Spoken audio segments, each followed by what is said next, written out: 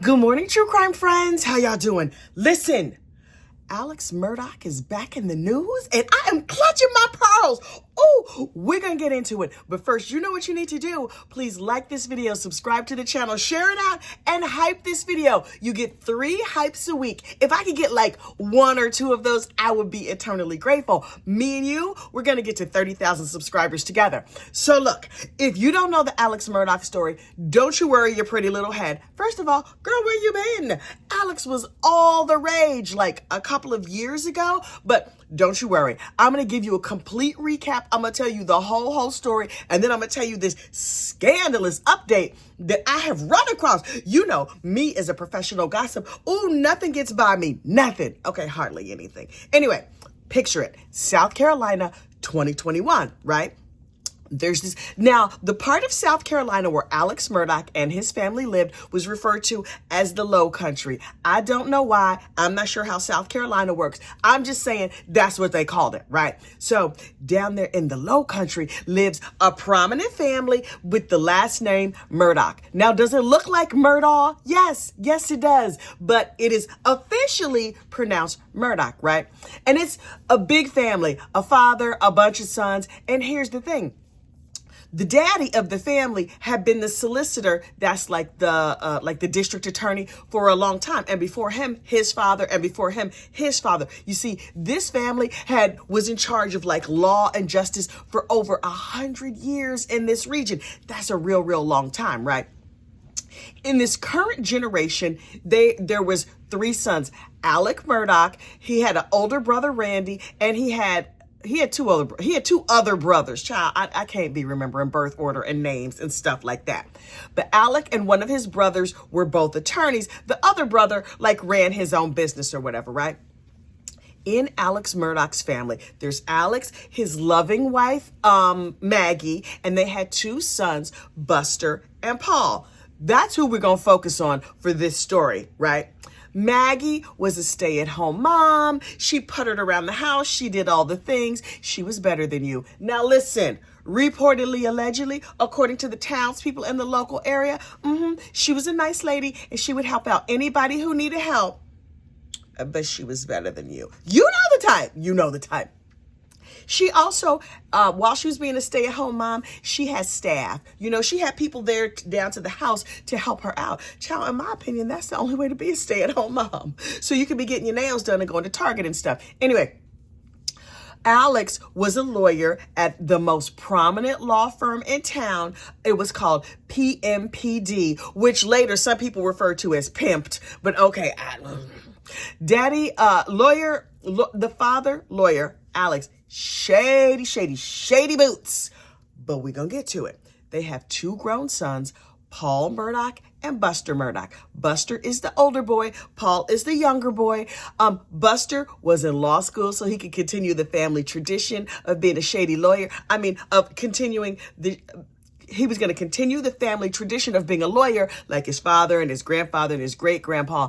And Paul was a little bit of a rapscallion. He was young, but he was kind of a troublemaker. But you know, 18-year-old boys, 19-year-old, but child, you can't tell them nothing. They running here, there, and everywhere, getting into all kinds of stuff. And these were kids from a rich, prominent family. So Paul reportedly, allegedly, was not that nice and was always getting into trouble. And because of his lawyer family, they would always get him out of trouble. Now, there were 2 prominent housekeepers in this family that you're going to want to know. Gloria Satterfield and Blanca Simpson.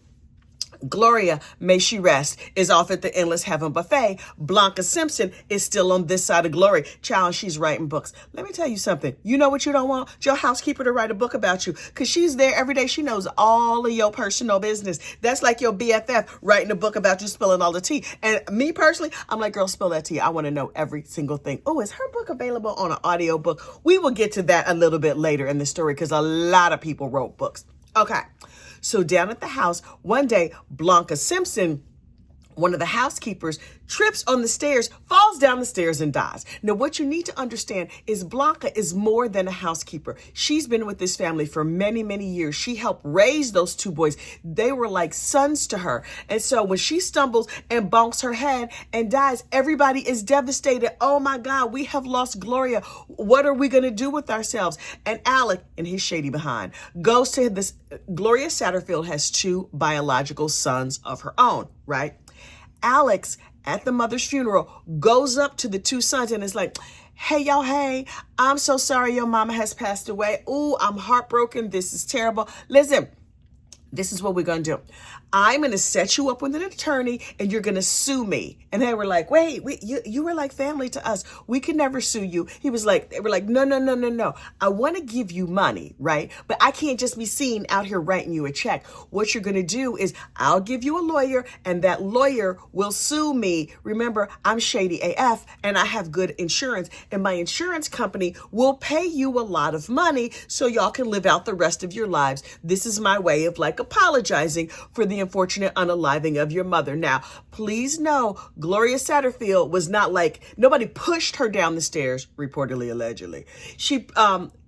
It's suspected that she had a health issue and she stumbled and she fell and she bonked her head. The stairs were very high. They were very steep. They were also made of brick. Ouch. So, the family was like, oh my gosh, thank you so much. You set us up with a lawyer, you say. I'm sure this lawyer will take good care of us and everything will be fine. And so Gloria's sons sue Alex Murdaugh. Basically, they sue Alex Murdaugh's insurance company. And then that process is sort of going through whatever process it is. And the two sons are waiting for their money to be paid, right? Cut to, remember I said Paul Murdaugh, the little rapscallion child, he's out here drinking and driving and running over things and playing with guns and doing all manner of dangerous everything. He's out with his friends drinking one night and he's like, okay, y'all, let's go home from an oyster roast. I was that day years old when I realized you could roast an oyster. Also, ew. But okay, so he's out at an oyster roast with his friends. Three or four couples are in this boat and they didn't want to drive drunk like on the highway. So they decided it was better to boat drunk. So they're boating home and Paul and one of his cousins are like, yo, no, let me drive. No, let me drive. Paul, drunker than Cooter Brown. It's like, this is my boat. I'll do what I want. And even if I get into trouble, my daddy and them's going to get me out of trouble. See, also, they've been prominent lawyers in this town forever, ever. And so he's driving erratically and runs the boat into a bridge, like an overpass or whatever. He hits the bridge. The kids fly out of the boat and one of the people from the boat is missing. Y'all.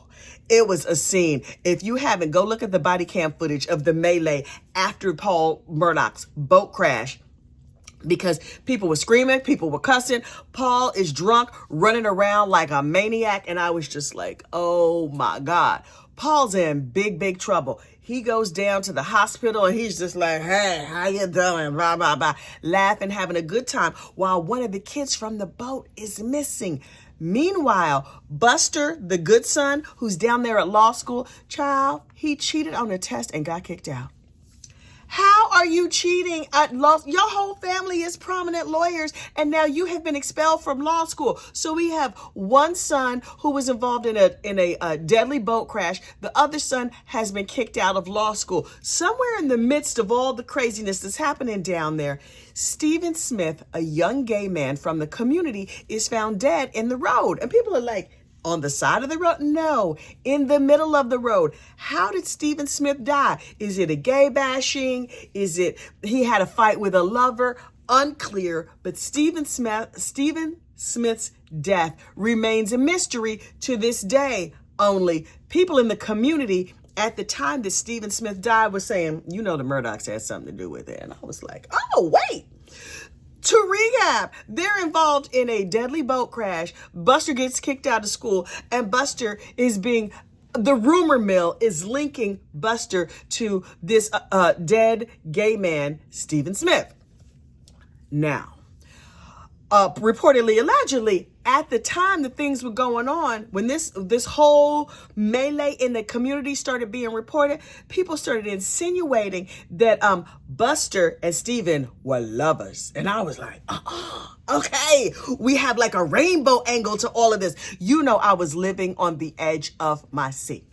The family that was involved in the boat crash was like, hey, Bo, hey, because down there, instead of saying, man or whatever, they be like, and they call each other Bo. I still do not understand. See, also, I am not from South Carolina. I know it's a shock to you.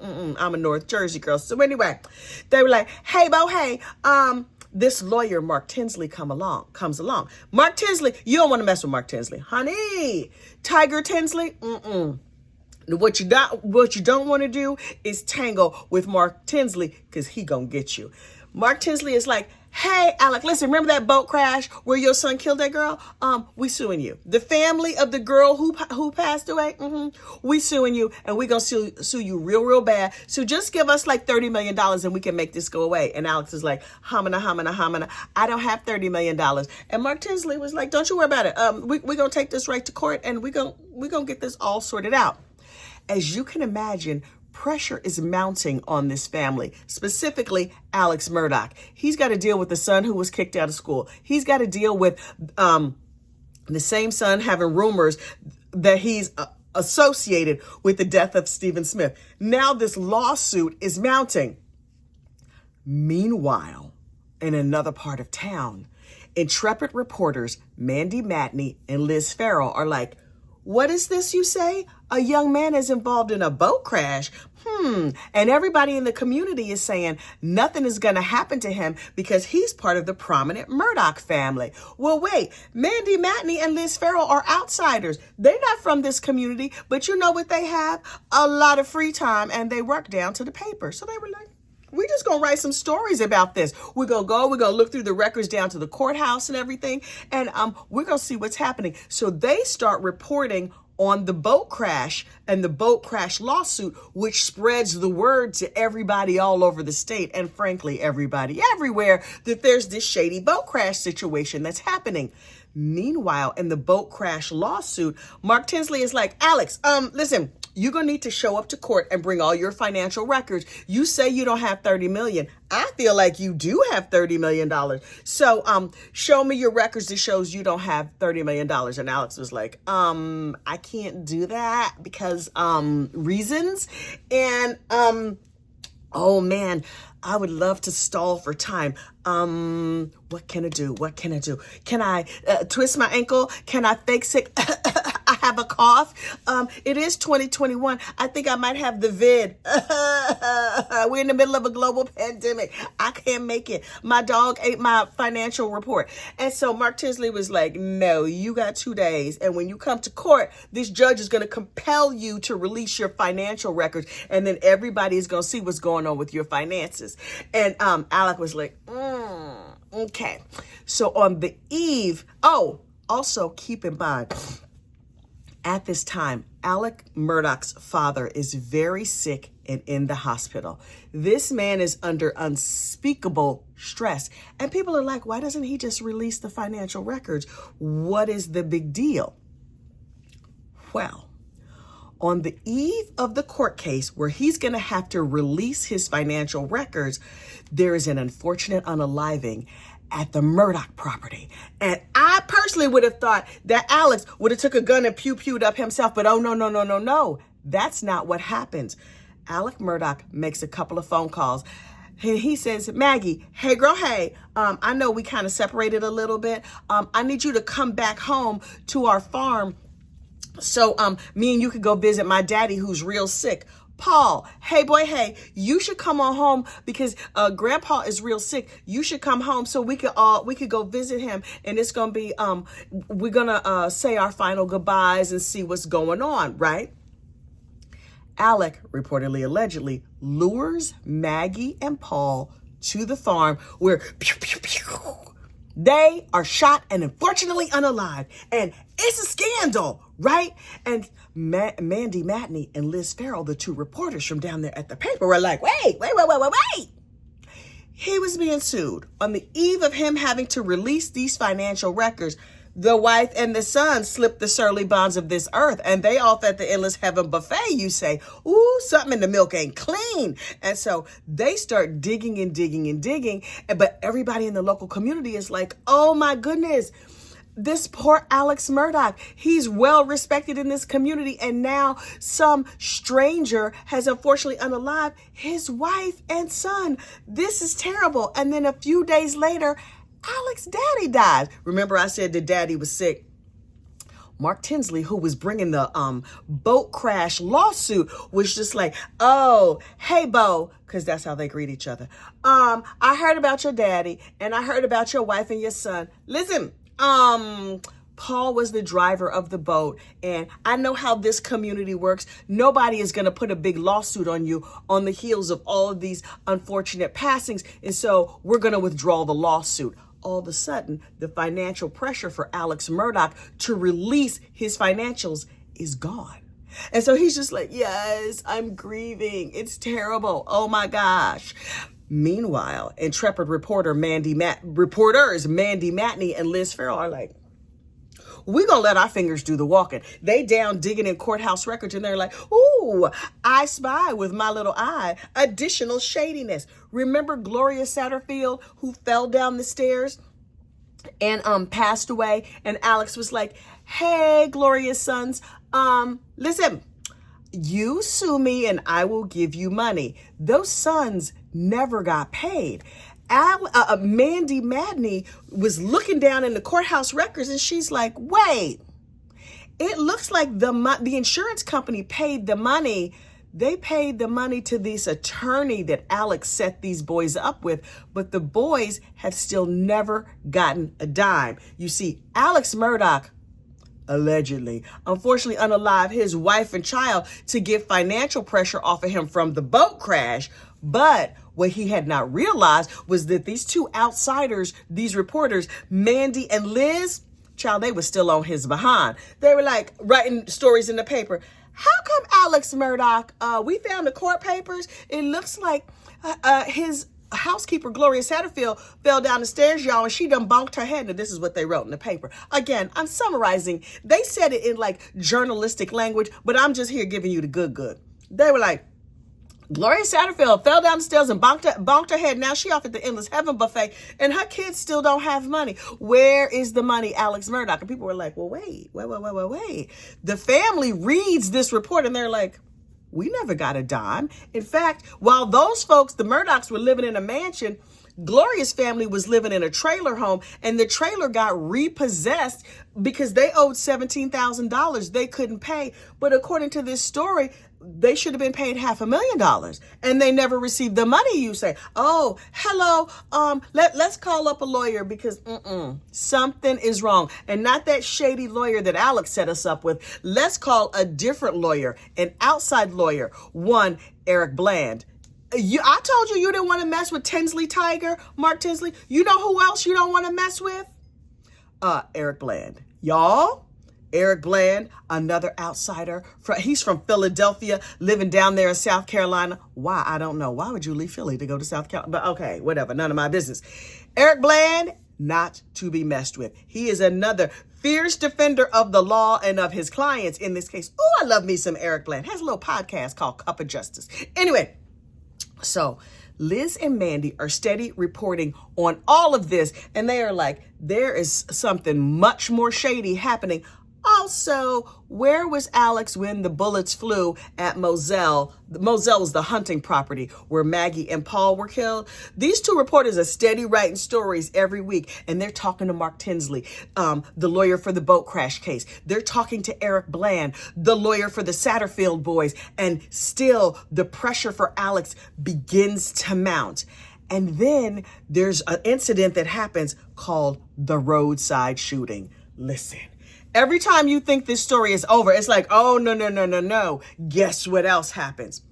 Alex Murdaugh somebody shoots at him on the side of the road on like a desolate stretch of highway out there in South Carolina in the low country, right? And so we get the 911 call of Alex being like, hey, 911, hey, so I'm out here on the side of the road. Child, he gives a long winding narrative that ends in, somebody tried to shoot me. And the 911 operator was like, girl, what? Again, in like 911 language. She was like, what? What happened? What happened? What happened? Tell me again. Let me get this clear. And she was like, somebody tried to shoot you or they shot you? He was like, they shot me up in my head. It was a terrible situation. So everybody rushes to the scene. Oh my goodness. Maybe somebody really is out after the Murdaugh family. But me personally, I was like, It's missing money. His wife and child are dead under suspicious circumstances. What is Alex doing? What is he playing at? Come to find out, Alex has staged his attempted unfortunate unaliving. See, turns out he got his cousin, his second cousin, twice removed or something, to try and pew him up. And he's like, oh, I have an owie on my head. I think some random stranger shot me in the head, but lightly. He showed up in court after that. He didn't even have a Band-Aid. They didn't even shave your hair or nothing like that. You just sitting here in court like, they shot me up and I'm real sad, sir. Listen. All of this cosplay and a tragedy that you're doing. Finally, especially with those reporters, those outsider reporters coming into the community and writing all this stuff, and the lawyers are on his behind. Alex Murdaugh gets arrested and charged with the unfortunate unaliving of his wife and child. And he's like, I didn't do it. It was not me. Please hold. You know I done talked my throat dry. He's just like, it was not me. It was terrible people out here in this community. I don't know why they're after me. Meanwhile, all the lawyers and the reporters and stuff are like, he shady boots. And we are going to get to the bottom of it, right? So Alex hires these two lawyers to try and get him out of trouble. They were like, listen, everybody's saying I stole millions of dollars. And I did. I've been stealing money for a long time. But see, I can explain. What happened was I was addicted to pills. And the pills caused me to steal millions and millions and millions of dollars. Meanwhile, remember I told you that Alex worked at that law firm, PMPD, that was started by his family, that was owned by his family? Well, listen, down at the PMPD, they were like, wait, he's stealing money from clients? He's running our reputation. You say, no, he got to go. He got to go. He got to go. So they fire his behind. Oh, ironically, the same day he gets pew-pewed in the head, allegedly pew-pewed in the head, is the same day he got fired. Now, you know, these little intrepid reporters, especially since they were outsiders, were like, nope. You done pulled the wool over these people's eyes for years and years and years. But what you're not going to do is pull the wool over my eyes. I don't know you. My mama don't know you. My grandma don't know you. You can't intimidate me. You never helped. Because see, people in the community are like, it's a small community. He helped out my family. He helped out my grandpa. He gave us a loan when we needed a loan. He had the police in his pocket. He had the judges in his pocket. He had all them court clerks and stuff in his pocket. Who he did not have in his pocket were these fearsome outside attorneys and these journalists who came from another part of town, right? So Alex is arrested for the unfortunate unaliving of his wife and child while the financial crimes continue to be investigated. And he goes and he's just like, yeah, I'm going to go for my bail hearing. But these are just accusations and I'm a Murdaugh. So it's not like they're going to lock me up and keep me on bail. They're going to let me out on bond and I'm going to be able to go out here and, continue my illegal shenanigans. Eric Bland shows up at the hearing and it's like, no. You see all the madness he's done? He needs to drink from the same cup of justice as everybody else. Honey, Eric Bland stood up and preached a whole sermon. I almost got the Holy Ghost. I was like, ooh, say it, Eric, say it. All the lawyers, these outsiders, not from South Carolina, showed up and put their foot dead in the behind of Alex Murdaugh. And the judge was like, you're right. Yeah, I know this dude personally. He's practiced in front of me, but you're right. He got some shady shenanigans happening. And this we will not stand for. So, no bail. Look, wait, where's my co-star? They like, boom, No bail for you. And so everybody was like, wait, is the Murdaugh legacy starting to slip? Alex Murdaugh, no bail. So Alex is locked up down there to the jail. And everybody is just like, what is Alex up to? Meanwhile, Mandy Madney and others are like, I got Wi-Fi and free time. Freedom of Information Act request. I would like Alec Murdaugh's jail calls sent. And so they FOIA Alec Murdaugh's jail calls. Y'all, the way the true crime world was on the edge of their seat listening to Alec Murdaugh's jail calls. See, Alec comes from a family of privilege and all these other things, and he feels like I could just do whatever. Yes, I'm in jail, but this is a temporary setback. So in the jail calls, he's over here wheeling and dealing and moving money around and talking to his family. Child, we are up in all of his personal business, living for every single moment of everything that happens, every jail call. Now, suddenly, the true crime world turned its eyes to South Carolina to find out, well, what did Alex Murdaugh do? What new crimes will Mandy Madney and Liz Farrell uncover this week? And then that's when we met Will Folks, with whom I was in a fake feud for a long time. Good morning, Will Folks. Anyway, we still not friends, you know what I mean? But I said what I said about the man. Anyway, so all of these news agencies and all these other folks enter the chat, and everybody is on Alex Murdaugh's behind. But Alex is like, I have hired some very good attorneys, Jim Griffin and Dick Harpootlian. And I was like, come through, Dick and Poot Poot. Are you going to defend Alex? Are you going to get him out of jail? Everybody knows that these two prominent attorneys, they out here winning cases, right? So I was like, okay, it's Creighton Waters, the district attorney, and Dick and Jim, Poot Poot, are down there, and they're going to go head to head in the trial of the century in South Carolina. And a 6-week trial unfolds.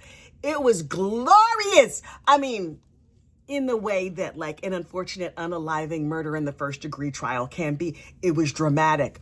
The true crime world was just clutching their pearls every day. Y'all. At the same time, movies are coming out. Documentaries are coming out. Podcasts by the thousands. Just so many podcasts, so much information. We were inundated with all things Murdaugh. And I sat on the edge of my seat every day and watched this trial. And then I know not everybody can watch 8 hours of trial a day. Child, I'm a heifer who can multitask. And so I was watching trial and doing my work down at the job. Hi, boss. I worked every single day of this trial. And then at the end of the day, I would come home and I would report breathlessly in about 15, 20 minutes, I would give you everything that happened in that day's trial. Oh, yes, I have a Murdaugh Murders playlist available here on YouTube. I will link it in the description of this video. I have like 300 Murdaugh videos where I break down every single bit, every single character, every single part of this trial. Look, so every day for 6 weeks, there was a trial. And every night I would summarize what happened that day in trial. But for 6 long weeks, the world waited. Okay, the true crime world. The rest of the world just went on doing whatever. And Alex gets convicted. Boom, boom, boom. And the Murdaugh dynasty in South Carolina falls, right? On the heels of Alex Murdaugh's conviction of the unfortunate unaliving of his wife and of his child, everybody is like, not the Murdaughs. Oh my God, this is crazy. I need to write a book. I need to do a documentary. I need to have a podcast. So much media around this case, including me, I'm not gonna lie. Anyway, so remember I told you about Mandy Madney and Liz Farrell, outside journalists into this small town? Hulu was like, hey girl, hey, listen, Mindy, we have decided to write a scripted series where we follow how you, an intrepid small town reporter, blew open the dynasty of the Murdaugh family. So what say you? You in? And Mandy was like, oh my goodness, this is crazy. I am just a young small town journalist. Yes, you can make a TV series about my life. And so I was like, okay, cool. When is that coming out? Because the documentaries, the movies, everything else has come out. But no Hulu series about Mandy Matney. And I was like, I like Mandy. When's her series coming out? Meanwhile, I read a couple of the books, and I'll just say to you, my personal favorite of all the books that came out about this story that covered it soup to nuts, every little everything in an unbiased way, Devil at His Elbow by Valerie Borline. That book was fire. Mandy Matney also wrote a book. A lot of people wrote books, but in my opinion, for the money, Devil at His Elbow. Oh my goodness. That's the book that I recommend. Look. Then 6 weeks ago, yes, 3 years after the trial, the Hulu series has come out. Now, what you need to understand is this Hulu series is a fictionalized version of the Mandy Matney story. How she follows Alex Murdaugh, everything that happens, different. This story fictionalizes the Murdaugh family and gives you like the broad strokes of what happened. It is absolutely not a documentary. They just give you like the broad strokes and explain the relationships and how these family members interacted with the community, etc. Right? The main takeaways from the Hulu series were, number one, Buster Murdaugh. Remember Buster, who got kicked out of law school, who was reportedly, allegedly having an affair with the gay young man, Stephen Smith, who was killed down in the road? Mandy Matney's Hulu series exonerates Buster Murdaugh. And I was like, I did not see that coming. I had spent all this time saying that Buster's little fiance was a beard, and I was calling Buster my good Judy. What? Buster's not gay? I mean, I don't know. Ain't none of my business. But the Hulu series flat out says Buster ain't have nothing to do with that. Maybe we were wrong in saying that he might have reportedly, allegedly was, bumping uglies with Stephen Smith. They just knew each other from school. And I was like, okay. Additionally, in the Hulu series, Miss Maggie Murdaugh, who was unfortunately unalived by her husband, they humanized her. I mean, yeah, maybe she was still better than you, but they gave her a human face and made her into a real person. Now, it was a fictionalized version, but I would like to believe that that is true about Maggie. They also humanized Paul and all the pressures that he was under. I was like, right, he used to get drunk and drive all over town, and he did drive the boat when that girl was killed, but he was a troubled young man. Okay, but they did, at the end, they're like, Alex did this, girl. I mean, like in movie format, however they did it, but they was like, he took them guns and he shot them people up. It was a terrible situation. So you would think, well, this is the end of the story, right? Oh, girl, would you be wrong? Enter Clerk of Court Becky Hill. Remember how I told you that Alex Murdaugh had deep reach into all the community? There was this little clerk of court during the trial of the century in South Carolina. Mild-mannered clerk of court Becky Hill was down there just running the show and making sure everybody had toilet paper and snacks and that the jurors went to where they were supposed to go at the right time. But the fame and the notoriety of this trial went to her head, and she was like, I'm going to write me a book too. I'm going to self-publish myself a book because I need a lake house. And she might have influenced the jury. Now, Alex Murdaugh, who knows a little something about influencing juries and illegal tamperings and stuff like that, was like, go after Becky Hill. I think that she looked at the jury too hard and got them too many snacks and stuff, and I think she may have influenced them. And Becky Hill was like, what? Who, me? I am just a mild-mannered clerk of court. I've lived down here in Colleton County basically my whole life. I've never even been on a plane ride. And now I have all this fame, and the Today Show people want to meet me. They sent me a plane ticket to New York City. New York City with the tall buildings. So, Becky reportedly, allegedly wrote in her book that she was chatting with the jury and she had an understanding with them. And I was like, girl, what? And so she was charged with interfering with the court. And during the deep investigation of Becky Hill, they found some other illegal shenanigans she was up to. Did Becky Hill, the clerk of court, interfere with the jury and cause Alex Murdaugh to be convicted? Unclear. Now Alex is like, clerks of court are shady. I know because I've influenced a bunch of them. That's not what he said. Oh, goodness. He said, but that's the spirit of what he said. And he was just like, I need a new trial on the strength of, number one, I'm a prominent lawyer and I'm not enjoying jail that much. But I think I need a new trial because that Becky Hill, she did some things. And so some of these hearings have gone before different judges. And all the judges were like, yeah, Becky with shady boots. She going to have to stop selling that book. She's in big trouble. She get fired from her job. Child, when Becky Hill, ultimately, she resigned from being clerk of court. It was like an Academy Award speech. She was like, she was there to resign and say like, oh, I'm so sorry for doing all the shenanigans I did and taking that free plane ride and stuff. But it was like, she was like, I would just like to thank God as my personal savior. And I would like to thank the people in the community. And she named everybody she wanted to thank and she was grateful for. Ma'am, this is a resignation press conference. You're not supposed to be out here like this is the Academy Award. She talked so long, somebody had to play her off. I think ultimately they played music to get her to shut the heck up. But I might be remembering wrong because it was a while ago. Anyway. Alex Murdaugh ultimately, Becky was fired because she was stealing money and stuff. But I don't know if she influenced that jury.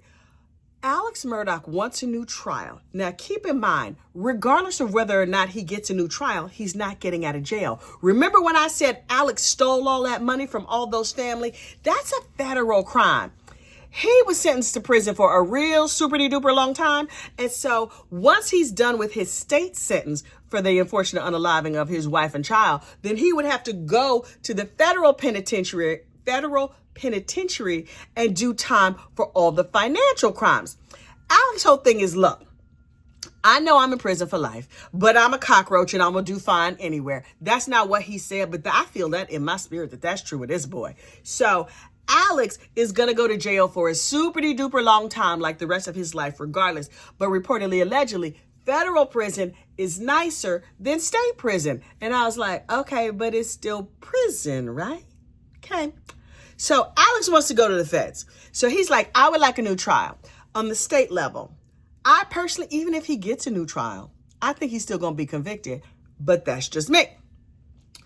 Buster Murdaugh got married to that little Brooklyn down there in South Carolina. I think he moved far away from the family, but he and Brooklyn got married. Brooklyn, his fiance, not a beard, just a very nice lady who is in love with Buster. Ooh, bless her heart.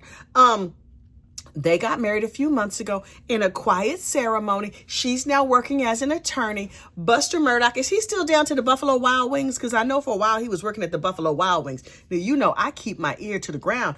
And I heard I heard that Buster was a secret lawyer. Y'all.